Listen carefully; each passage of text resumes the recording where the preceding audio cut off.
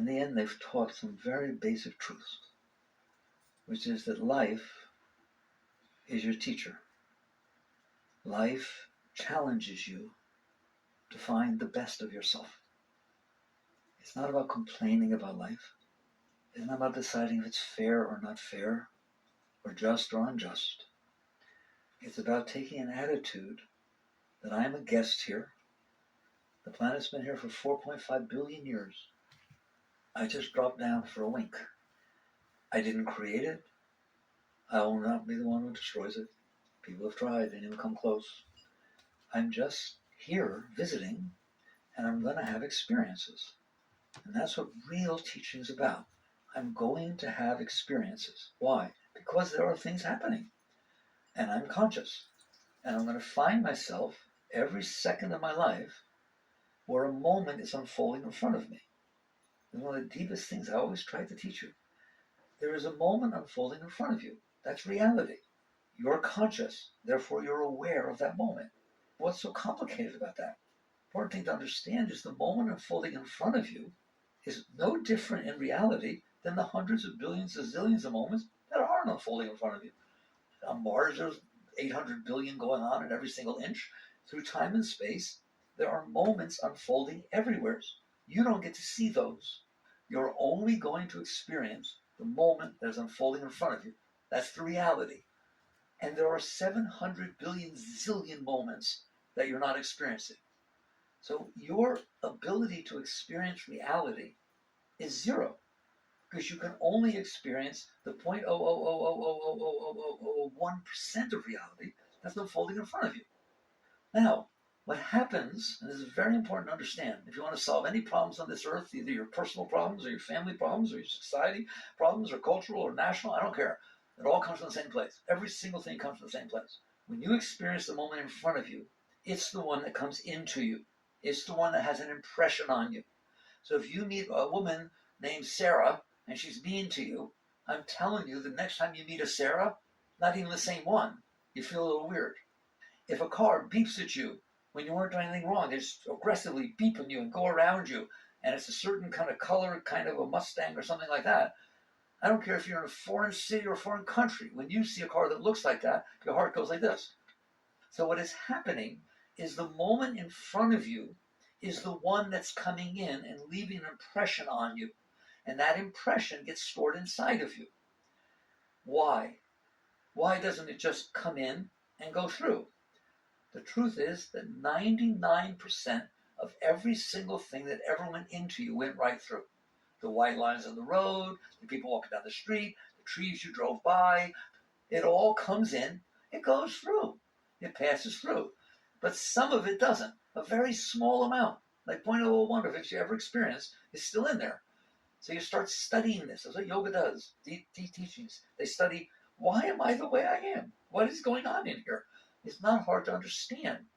The moment you experienced comes in, and there are things you don't like. There are vibrations that are uncomfortable to you. You feel fear. You feel desire. You feel different things because of the moment.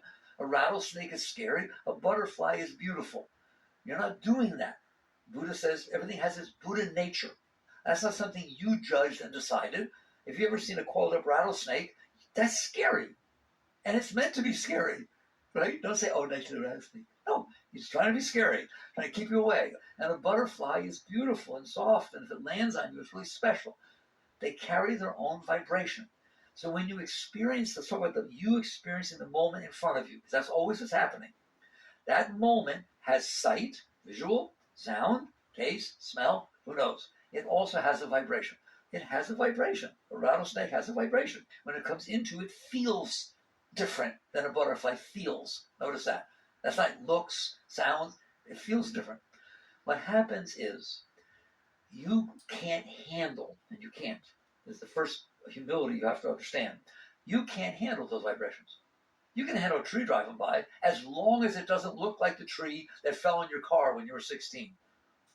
If it looks like that kind of tree, I can't handle it. How about you? But if it's just a tree that didn't do anything to you before, you can handle it. It just goes right through. But if you can't handle it, meaning what? This is so important, meaning you in there can't handle the vibration. It happens to be a very deep thing. this thing, who you are, and the fact that you can't handle the vibration. When you can't handle something, you resist it. You push it away. Outside, you push it away. Somebody takes a swing at you, you put your arms up. It's instinctive, correct? When it comes in and the vibration is not comfortable to you, you don't want to feel it. You don't want it coming all the way in and touching you to the depth of your being. You might say, oh, I saw the sunset. It was so beautiful. I felt it was like a spiritual experience. It touched the core of my being. You might say something like that, but you don't say, gosh, this person was yelling at me. It was so caustic and so scary. It touched the core of my being. No, you don't say that. You say, I did everything I could do to have it not touch the core of my being. That's called resistance. You resist it inside. It already happened. You can't make it not happen. It happened outside. The reality of the moment was there, came in, started passing into your consciousness, and you didn't want it to. And so you did this thing called resist. You resist it. Freud talked about that if you resist it enough, if you don't want to experience it enough, you repress it or suppress it. That's just an extreme case of resistance. You resist all the time. If somebody's talking to you and you don't want to stand there, you resist it. If there's a smell, you resist it. If the light is too bright, you resist it. If the food's not the right temperature or amount, you resist it. You walk into a restaurant, if they're playing music you don't like, you resist it. If people next to you are talking too loud, you resist it. We are serious with this resistance stuff, aren't we? So if you can't handle it, you know what handle it means? I don't have to do anything about it.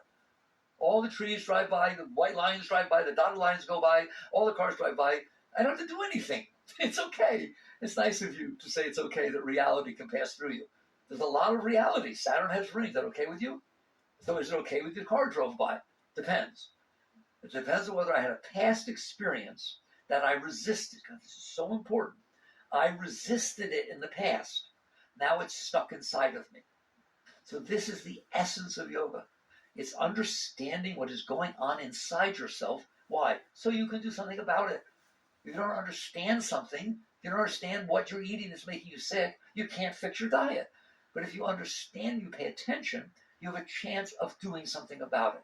It's the same thing inside. So this stuff comes in, you can't handle it, and so you resist it. When you resist it, it stays in. That's it. It stays in. Why? Because you didn't let it go by. You did not let it pass through you. It's like a dam. You dammed it up. If you build the Hoover Dam, the Colorado River can't go anywhere. So you're now responsible for holding all that pressure. I'm telling you, you are responsible now for the rest of your life. Go ask psychology. Will it be in there? It happened to you at 5, some traumatic experience. Will it be in there when you're 55? Yeah, unless you did some serious work on yourself, that sucker's staying in there. The same as if you keep the Hoover Dam, that Colorado River not going where it used to go. It will try to.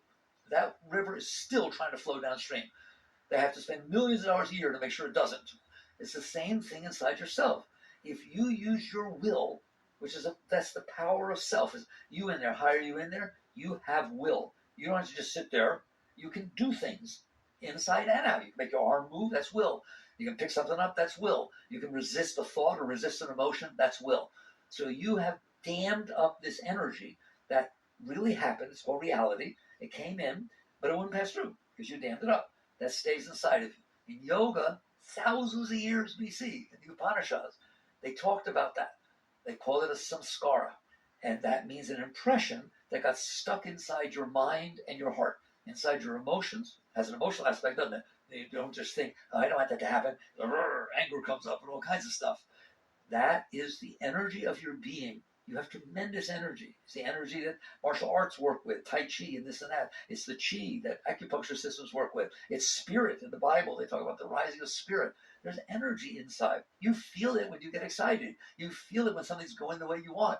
You get all turned on and, full of energy. And sometimes you have no energy. You get depressed. That energy is part of your being. It's supposed to be flowing. But it can't flow because you shove this stuff on top of it. People want to say, what's the core of all the problems in society? That's it. When I'm done, you'll see that. Every single thing that every single person does and ever did is because of that. And it causes all the trouble. That's why families have trouble, and societies have trouble, and nations have trouble. And wow, it's weird. Why? Because you stored this inside of you. And every one of you stores something different. That's a very important thing to understand. There's no two yous, not even close, that are even close to the same. Never was and never will be. Why? Because you are experiencing different moments every moment than everybody else. Like maybe you're sitting here in this room saying we're all experiencing the same thing. No, you're not. You're sitting at a different angle. You're sitting at a different angle. You had an experience before you came here that's making you drift and think, or something I said hit you just right. This other person didn't even listen to it. You're all having different experiences, even in this room. And then you're going to walk out and have totally different experiences. If you're identical twins, you'll all have totally different experiences. Since the experience, the moment in front of you, every moment is different, it's going to come in and you're going to experience it differently. And then you will have seen the snake and she saw a butterfly, your identical twin. You'll be totally different from then on. You're afraid of ropes. You're afraid of baby rattles. This person couldn't care less about it. But she's really desirous whenever she sees a butterfly, kind of land on my arm, land on my arm. You don't understand what she's doing. You have these impressions, and they're unique to you. And so what happens is your energy is trying to flow. That's yoga. That's the essence of yoga. Your energy is trying to flow, but it can't because you blocked it with all this stuff you stored inside. And that is exactly what Freud and psychology teach you. They just go to the extreme of only talking about traumatic experiences and true suppression and denial. We don't even know that never happened to me. You get pretty weird. You push this stuff away enough to where you're not willing to let it come back up. You're doing this. Very important thing to understand. Nothing is inside of you but you. If you built this stuff in there, you did that. It was your will that resisted. And you want to know what? When it comes back up, and it will always come back up. It comes back up in your dreams, comes back up because somebody said something, comes back because somebody didn't say something. Always it gets stimulated. And then it causes these reactions inside. What do? You push it back down. You either express it and throw junk out because you couldn't handle the energy, and you push it back down. You know we never talk about that sort of thing around your father. I told you that. Whoa, that's weird. Why wouldn't you be able to talk about something? Because daddy's got some stuff in there. And when you mention it, it comes flying up. And you'll be sorry you mentioned it. That's what's going on. It explains all of it. That's why you like what you like, what you don't like what you like. You're scared of what you're scared of. Other people aren't scared of it because you have these impressions that you stored from your past. And what will happen if you don't pay attention is the following thing's going to happen. You do admit you got all this stuff stored in there. Okay? Had a few things happen to you didn't like. It doesn't have to be big.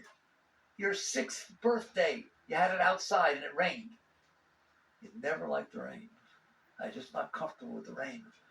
Or it's windy and it blew something over and you got embarrassed when you were in high school. You had an exhibit and yours blew over. And I'm telling you, every time you feel that wind, you're going to feel yucky. Right, so you get down to the point where you understand, I am messed up.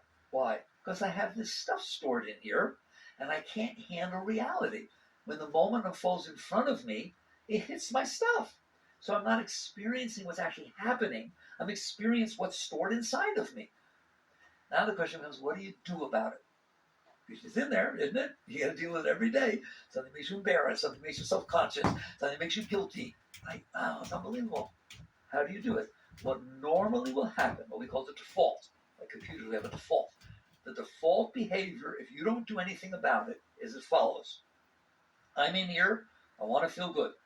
Everybody wants to feel good. I want to feel good. So what you're going to do is your blockages, the stuff you stored inside, are going to determine your behavior patterns. If something starts to happen that's not comfortable to you, you're going to attempt to manipulate it so it doesn't happen.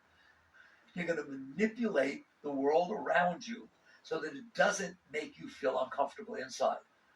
And you're going to manipulate the world around you so that it will tend to be the way that makes you feel good inside.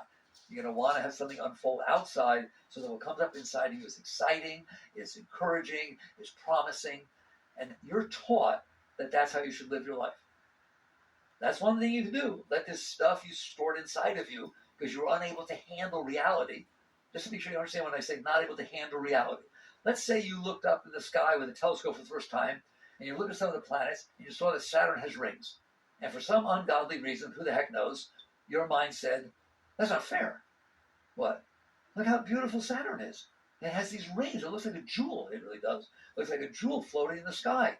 Well, why doesn't Mars get to have rings? Why doesn't Venus get to have rings? No, this is not right. I don't like that Saturn has rings. Go on, knock yourself out. Have fun. Start marching up and down with a sign in the middle of the street, Saturn should not have rings, protest. What are you doing? You're not able to handle reality. And because you're not able to handle reality, you have to adjust your entire life to make it so that your stuff doesn't get hit, or so that that which you like takes place. You end up living your whole life, and you're taught to. You're taught to live your life to get what you want and avoid what you don't want. That's what you're taught. The whole society teaches you that. Decide what you want and make it be that way. Get it that way. Make it happen. Go on. Go out there. Do it. So you realize what you're doing is you're caught. Your soul, your being, your essence, your beauty is blocked behind this stuff that you stored. And so now when the world comes in, you don't get to experience life. You experience your reaction to life. And you act based on that. If it reacted in a positive way, you try to make it stay. You try to make it happen. If it reacted in a negative way, you resist it. I don't want to go out again. I don't want to do anything. I don't want to see you. I'm going to walk around the block to avoid seeing. You have an argument with somebody, a friend of yours, you have a little spat, and it bothers you, and it keeps bothering you. Now, 3 days later, you see that person walking down the plaza, you walk the other way so you don't have to see them. Have you ever done it? It's running your life. So you wake up. What's the person talking about this? So you understand what's going on inside of you. There's a teaching that says if you understand you understand everybody.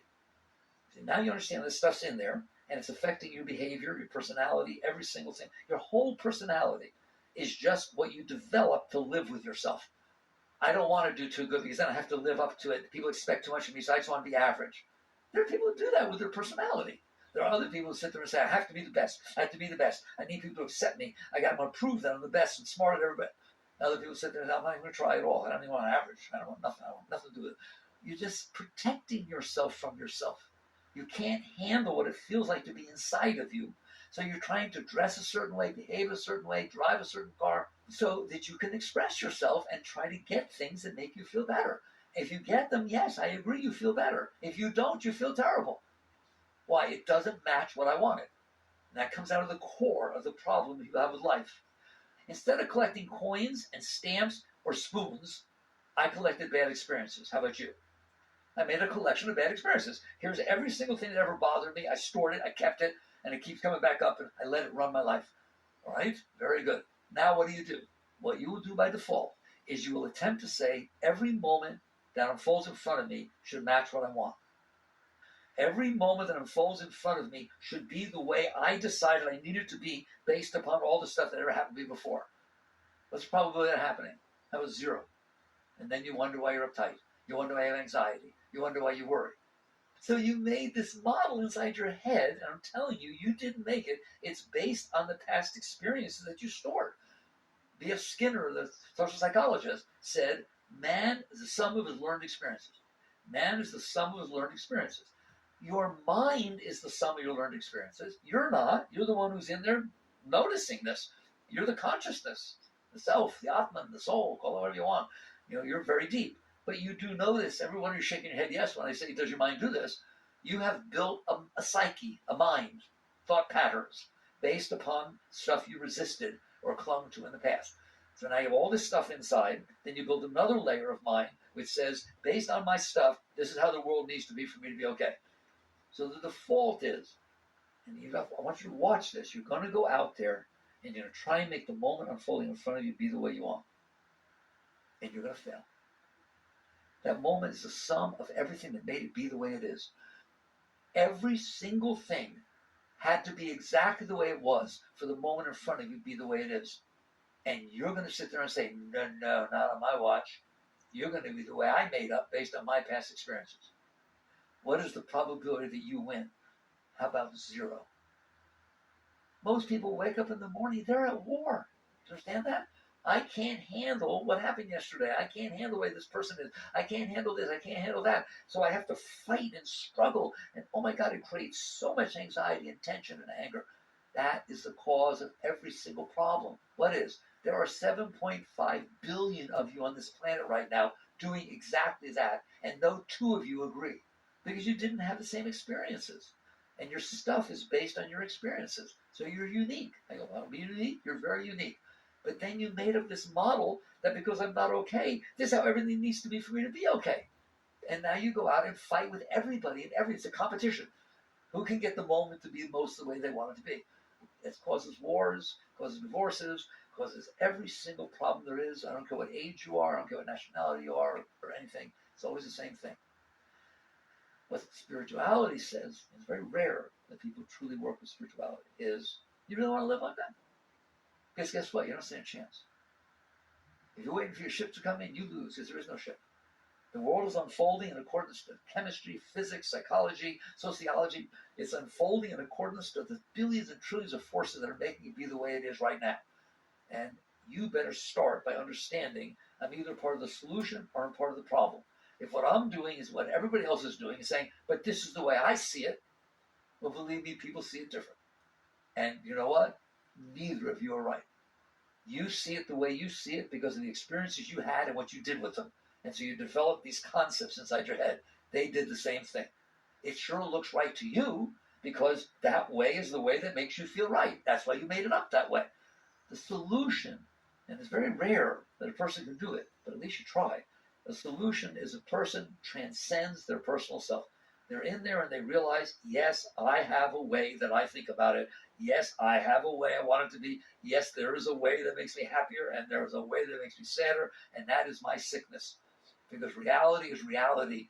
And if I was really a high being, I would be honored to be experiencing what took 13.8 billion years to create. And here it is standing in front of me. And instead of fighting it and arguing with it and resenting it and all that, I'm honoring it. I'm appreciating it. I'm worshiping, my God, 13.8 billion years after the Big Bang. And this is what showed up. This person's in front of me yelling at me. And it took 13.8 billion years for him to get there. You should be blown away. That is a person who has transcended their personal self. I understand the personal self. It's very personal, the things that happen to you and the particular way you look at things. The experiences you had left this way of thinking. The other person feels just as strongly about theirs as you feel about yours.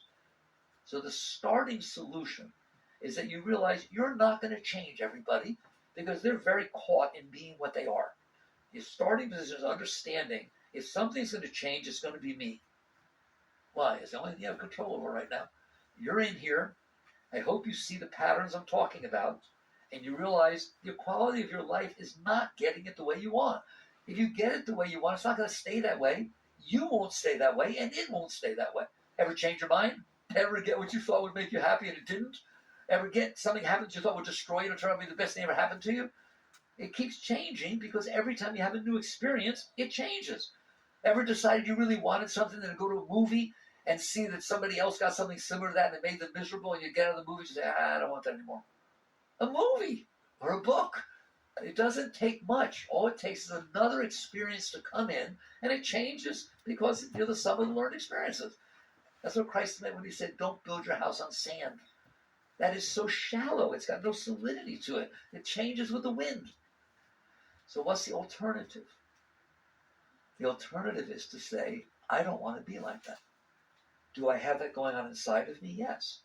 Is it true that if somebody says something that doesn't fit what I like, I get upset? It gets upset inside. Yes. Guess what? You are independent of what your mind is saying. You are independent of what your heart is feeling. You are the consciousness that notices that something got hit. You can notice it. And now I feel angry. Something came in right, and now I feel attracted. You can be aware of that. And guess what? You don't have to do it. And that's what it boils down to. You have will. I said that to start with. You have the ability to not go with the garbage that is coming up inside of you. If somebody is talking to you and you don't like what they're saying, and you start seeing that your mind is getting very negative and your heart is starting to get upset, you have the ability to stay there and use the experience to learn how not to get involved in your garbage. You are superior to these reactions that are happening inside of you. I don't care who you are, what you've ever done. The consciousness is supreme. It's powerful. And if you want to, which you have to want to, if you want to, you can do what we call liberate yourself. Free yourself from yourself. That's what liberation is. It is freeing yourself from the stuff that you built up inside yourself so that you can look into the world and actually see what's happening instead of see your reaction to what's happening. Right now, it's coming in, and if you don't like it, you fight it. You're not reacting with what's there. You're reacting to your reaction inside. You can't devote your life to the reaction or compensation to the stuff that you stored. So you wake up and you realize the world is not going to match this garbage I stored inside myself. And so I'll leave that to suppress it or manipulate or be sly about it or something like that, right? Instead of being real, instead of being able to be free. I'm going to be free. You're supposed to be having fun here. It can't be fun to go to war with life all the time. Make sure everybody likes you and you don't say anything wrong. And you're supposed to be free to express yourself and experience and grow and just embrace the whole thing. All right? You can't while you're trying to compensate for the garbage inside of you. So you make a commitment to yourself. I am not going to use the moments that unfold in front of me from now on to get what I want from them or avoid what I don't want. Because that's a stupid game with life. Life's very big. I'm taking it personal. I'm going to use them to help me get rid of the stuff I stored inside of me. So now, if you're not behaving in the way that this thing inside of me feels comfortable, right? I have two choices. Make you, or, ready? I'm going to say it. Let go of the stuff inside of me that's making me uncomfortable. Use life to free yourself instead of using life to fight and bind yourself. That's the great difference between a worldly life and a spiritual life. It used to be, I want to make it be the way I want and not be the way I don't want. Now, I want to learn to handle whatever it is. I want to learn to handle it. If I'm driving down the street and somebody's driving in front of me, 20 miles an hour below the speed limit, if you can pass, by all means pass. The lines are dotted, you're allowed to pass, and there's not a car coming. But if you can't, you have a choice. Bother yourself about it. Just sit in there and talk to the other person. They don't hear you. What's wrong with you? Just bother yourself. Or sit there and say, okay, I'm on a planet spinning in the middle of nowheres, and there's somebody driving 20 miles an hour below the speed limit in front of me. All right? Can I handle it? From now on, a great being does not ask ever, do I like it? They ask, can I handle it? Whole nother bar. Can I handle it? And the answer, by the way, I forgot to tell you, that's a rhetorical question. The answer is yes. Yes, I will learn to handle reality. And you just make it a game. It's a video game that you get to play inside yourself. I've been telling you recently, I don't give techniques. There's tons of techniques. But I've given you 3 very high categories of techniques. 1, positive thinking. Any of them are fine compared to buying into the stuff coming up inside of you. You need to practice your scales. You do it in everyday life. What is positive thinking? Look, I love that I get in this opportunity to see if I can let go of the garbage inside me because of how they're driving. I'm not mad at them for the way they're driving. I like it because it gives me an opportunity to let go of this stuff. Or, I have a grandmother too. I don't want somebody beeping behind her. Her last years of being able to drive, she's so sweet, and she can still drive. She works at it. You leave her alone. Oh, that's me. I'm the one who's about to beep. Right? You can do things that are positive, constructive, to have fun with yourself. You play. Your mind does not have to be negative. It's being negative because it's stimulating the negativity stored inside of you. You must admit your mind tends to be negative. It tends to complain. It tends to not like stuff. That's because you stored all this stuff that you didn't like. And so now everything reminds you of it. It's all stimulated back up. So long story short, you're a conscious being. That's what mindfulness means. You're a conscious being. You're present. You're noticing this disturbance come up inside of you. You take one quick look. Is this worth being disturbed about? And if the answer is I can't do anything about it, of course it's not. Why would you disturb yourself with something you can't do anything about? Oh my God, the sun's so bright. Oh my God, there's a cloud. Okay, either you're ruining your life because there's a cloud, or you're enjoying the fact that there's a cloud. Which one do you think is more fun? Just play. Make the mind say something positive. You can make your mind say anything you want. Don't let it be negative. Don't suppress the negativity. No, don't never do that. It'll just get worse. Just create another conversation. Oh my God, it's raining. Why does it have to be raining? I love the rain. Imagine if there was no rain. Imagine if there was no rain. The flowers wouldn't grow. Anything you do neutralizes the negativity. You're not buying into it. You're not devoting yourself to it. You were able to step in consciously, mindfully, and create another story, another scenario, right? There is a higher technique. A higher technique, you'll use all of them, it goes under the general terminology of mantra. It doesn't have to be an Eastern Hindu mantra or something, all right? It means my mind is capable of learning. Train it to say something over and over again.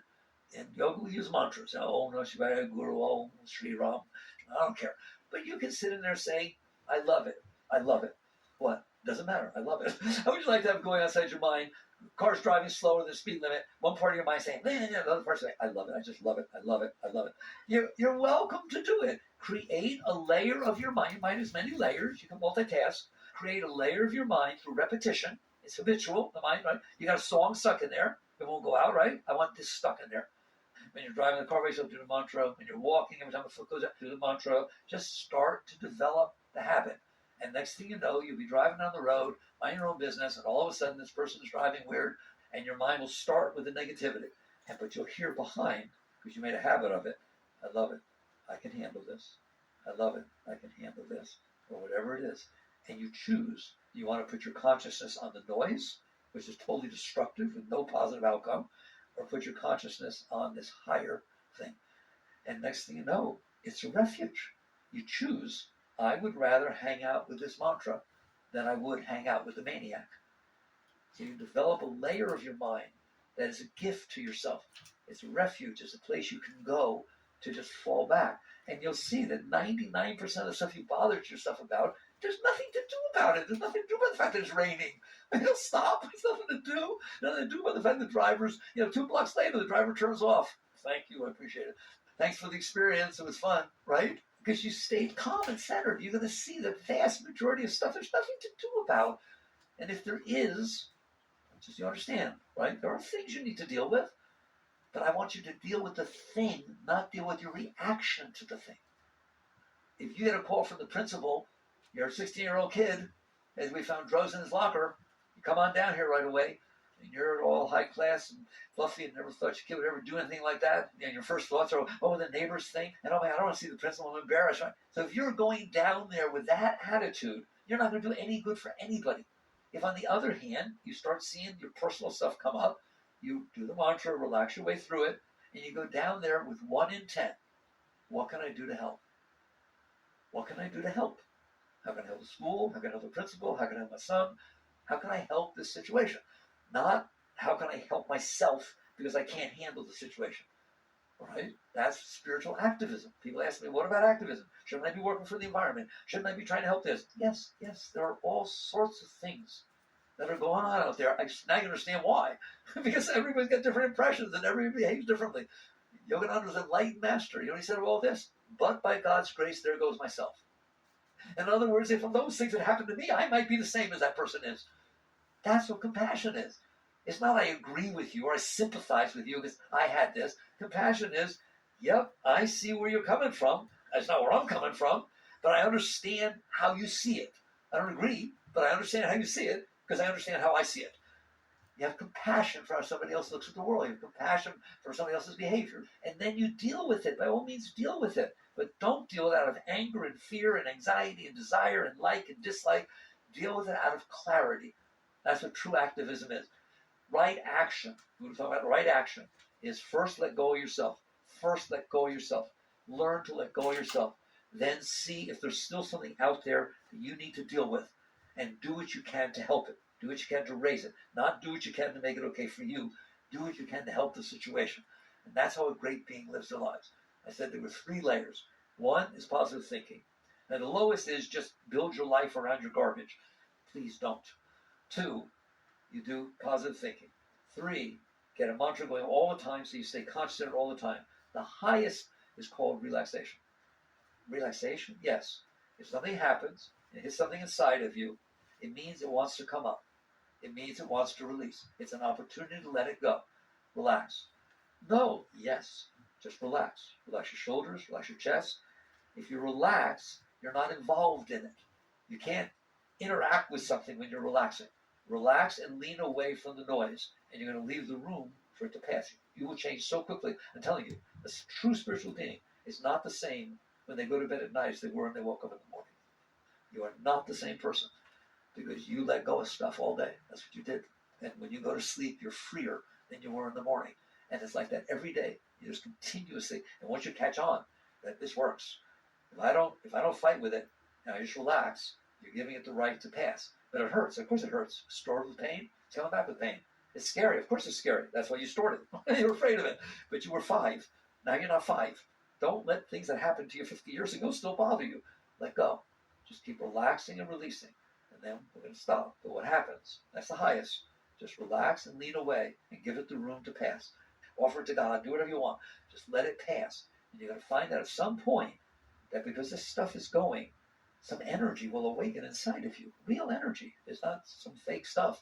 Love, love feels like. What does enthusiasm feel like? Enthusiasm, you want passion. It's energy, isn't it? That comes up inside of you from behind, and it keeps feeding you. Man does not live by bread alone, but by every word that leaves the mouth of the Father. That's how Christ put it. You don't just get high by what's happening outside.